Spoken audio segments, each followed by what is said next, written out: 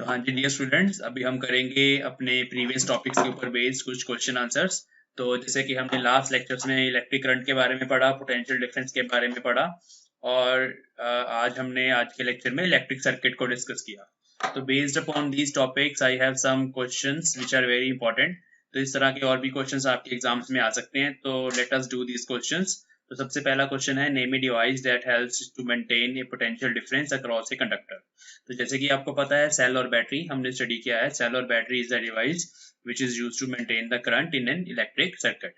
Now define 1 volt, already हम कर चुके हैं 1 वोल्ट की डेफिनेशन, यहाँ पर दोबारा से मेंशन्ड है, आप इसको लर्न कर लीजिए। Express it in the terms of SI unit of work and charge. Calculate the amount of energy consumed in carrying a charge of 1 coulomb through a battery of 3 volt. तो बच्चे 1 volt को हमने express करना है in SI unit of work and charge. तो क्योंकि voltage जो होती है potential difference, that is work upon charge, work per unit charge. तो वर्क इज 1 जूल और चार्ज इज 1 कूलम, तो 1 volt is equal to 1 joule per coulomb. तो ये इसका आंसर है फर्स्ट पार्ट का कि 1 वोल्ट इसके बराबर होता है। दूसरी चीज ये है कि भाई हमारे पास 3 वोल्ट का पोटेंशियल डिफरेंस है और 1 कूलम चार्ज है। हमें कैलकुलेट करना है एनर्जी कंज्यूम्ड। अब बच्चे एनर्जी कंज्यूम्ड या वर्क डन दोनों एक ही बातें हैं, एक ही चीज है दोनों चीजें। तो इसलिए वर्क डन निकाल लेंगे which is Q into V, just multiply करेंगे तो this is work done. Now how is the meter connected in the circuit to measure the electric current. तो you know that it is always connected in series. और इसके साथ आप ये diagram भी बना सकते हैं कि आप एक रेजिस्टेंस शो कर दीजिए और उसके साथ आप एक बैटरी शो कर दीजिए, और बैटरी के साथ यहाँ पर एम्पेयर मीटर कनेक्ट कर दीजिए और एक की कनेक्ट कर दीजिए विच इज क्लोज्ड की, और इस सर्किट को कंप्लीट कर दीजिए। ये सारा कुछ सीरीज में है, एम्पेयर मीटर भी सीरीज में है, और यहाँ पर आप लिख सकते हैं कि this is series connection, series connection. तो ये क्वेश्चन के साथ आप डायग्राम भी बना सकते हैं। Now next question is what is electric circuit, distinguish between open and close circuit. तो इसके बारे में अभी लास्ट लेक्चर में हमने बात करी थी कि भाई कोई भी अरेंजमेंट है जिसमें कोई क्लोज पाथ होना चाहिए which maintains the continuous flow of electric current by the energy source through the various electric components, so that is called electric circuit. अब open circuit का मतलब है उसमें करंट नहीं होगा, circuit is open, और closed circuit का मतलब है कि उसमें करंट होगा। Now define the term volt, already हमने कर लिया। State the relation between work, charge and potential difference, ये भी हम कर चुके हैं कि जो वोल्टेज है या पोटेंशियल डिफरेंस है दैट इज वर्क डन पर यूनिट चार्ज। आंसर्स यहाँ पे दिए हुए हैं। और लास्ट क्वेश्चन है कि भाई 100 joule of work is required to transfer 120 coulomb charge. तो हमें निकालना पोटेंशियल डिफरेंस। तो ये सेम फॉर्मूला हम यहाँ यूज करेंगे, वी कैलकुलेट करना है which is W by Q. W is 100 joule and the charge is 20 coulomb, और इसको यूज करके हम ऐसे सॉल्व करेंगे यहाँ पे वैल्यूज पुट करके। एक चीज मैं यहाँ पर मेंशन करना चाहता हूँ बच्चे, चार्ज का यूनिट 1 मिली कूलम भी हो जाता है कभी कभी। अगर 1 मिली कूलम चार्ज दिया हो तो 1 मिली कूलम का मतलब होता है 10⁻³ कूलम। इसको इस तरीके से याद रखेंगे। और अगर चार्ज ऐसे दिया हुआ है 1 माइक्रो कूलम, ये माइक्रो का सिंबल है, तो माइक्रो का मतलब होता है 10⁻⁻6 कूलम। तो ये कुछ कन्वर्जन फैक्टर्स आप ध्यान में रखेंगे, ये एग्जाम्स में काम आ सकते हैं। नेक्स्ट है डिफाइन द टर्म कूलम। हमने ऑलरेडी 1 कूलम को डिफाइन कर लिया, 1 coulomb is the SI unit of charge. और उसके बाद है what is the relationship between electric current, charge and the time.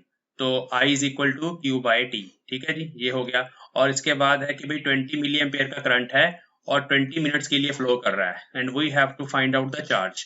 जी, तो इसमें हमारे पास 20 मिनट्स का टाइम है और 200 मिली एम्पेयर का करंट है। तो as I is equal to Q by T and we want to calculate the charge passing through the electric bulb, तो Q is equal to I into T. ठीक है जी। अब यहाँ पे I को आप सब्स्टिट्यूट करेंगे 200 मिली एम्पेयर और टाइम को सब्स्टिट्यूट करेंगे 20 मिनट्स। अब क्योंकि ये दोनों ही ऐसे यूनिट्स नहीं है तो ऐसे ही में कन्वर्ट करेंगे। 1 मिली एम्पेयर की जगह लिखेंगे 10⁻³ एम्पेयर। और क्योंकि 20 मिनट्स है, इसको सेकंड्स में कन्वर्ट करना है, तो इसको 60 से मल्टीप्लाई करना पड़ेगा, then you will get seconds. तो इस तरीके से हम इसको लिखेंगे। जब आप इस एक्सप्रेशन को सॉल्व करेंगे यू विल गेट 240 कूलम। तो इस तरीके से SI यूनिट्स में लेके जाना है पहले वैल्यूज को, फिर इसको सॉल्व करना है। Now how is the direction of electric current related to the direction of law of electrons? तो आपको पता है कि करंट की जो डायरेक्शन होती है वो direction of law of electrons के ऑपोजिट होती है, तो इसका आंसर है ऑपोजिट लिया जाता है। Calculate the current in the circuit, फिर से I कैलकुलेट करना है और इस केस में हमें चार्ज गिवन है और साथ में टाइम गिवन है। तो ये यहाँ पे सोल्यूशन है, इसको आप देख लीजिए और सॉल्व करिए। अब इस क्वेश्चन को ध्यान से समझेंगे, it is very important question. तो draw a labelled circuit showing 3 resistors R1, R2 and R3 connected in series. तो देखिए ये R1 है, ये R2 है, ये R3। तो बच्चे सीरीज कनेक्शन ऐसा होता है, एक कंपोनेंट, उसके आगे दूसरा कंपोनेंट, और जो लास्ट में दो टर्मिनल बचे हैं उनको आपस में नहीं जोड़ना, उसके आगे तीसरा कंपोनेंट। तो इस तरह के कनेक्शन को बोला जाता है सीरीज कनेक्शन। अब इस सीरीज कनेक्शन में हमने तीन रेजिस्टेंसेस को जोड़ दिया। उसके बाद बोला गया कि एक बैटरी लगाइए, एक रेयोस्टेट लगाइए, एक प्लग की लगाइए और एक एम्पेयर मीटर लगाइए यूजिंग स्टैंडर्ड सर्किट सिंबल्स। तो इन रेजिस्टेंसेस की कॉम्बिनेशन को बैटरी के साथ जोड़ा गया। बैटरी के साथ हमने आगे रेयोस्टेट लगा देना है और रेयोस्टेट के ऊपर ये एरो शो करके हमने एक की लगानी है, और उसके बाद सीरीज में एमीटर। और यहाँ पे करंट भी शो करना है, तो करंट आई यहाँ से फ्लो करेगा, पॉजिटिव से नेगेटिव की तरफ जाएगा। ओके, अब same current flows through the every part of the, next है question, use this circuit to show that the same current flows through every part of the circuit. ठीक है, जैसे कि मैंने आपको बताया कि सब कुछ सीरीज में लगा हुआ है, तो सीरीज में जो करंट है वो हर किसी पार्ट में से फ्लो करेगा। Now use this circuit to, next है list two precautions you would observe while performing the experiment। तो this is the procedure to make this circuit। इसको just read करिए अच्छे से।